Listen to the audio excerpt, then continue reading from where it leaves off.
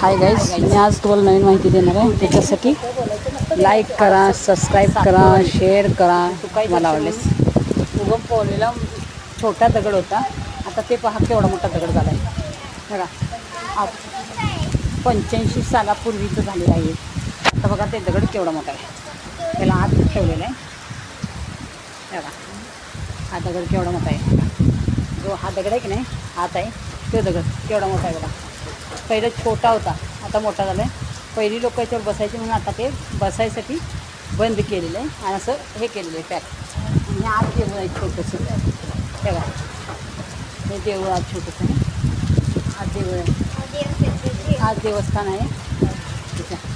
छोटंसं देवस्थान आहे आत बघा. म्हणजे किती छान आहे.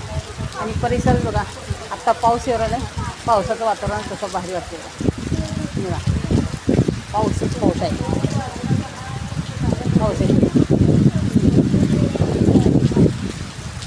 एकदम भारी आहे.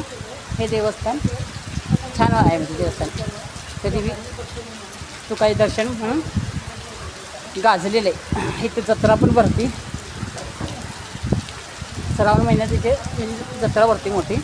आणि त्या जत्रेचं लाभ होतो आहे म्हणजे गावकऱ्यांना पण होते. आणि हेतच शेजारी एक गौमाताचं अनाथ आश्रम म्हणजे गौशाळा पण आहे. ते पण तुम्हाला मी दाखवणार परत नंतर ना. आता एक थोड्या वेळानं अगोदर इथलं दाखवते, मग ते दाखवते.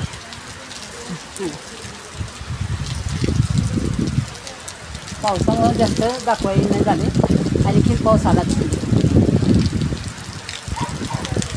नवदुर्गात पण ह्याचं जत्रा भरते. 9 दिवस जत्रा भरते.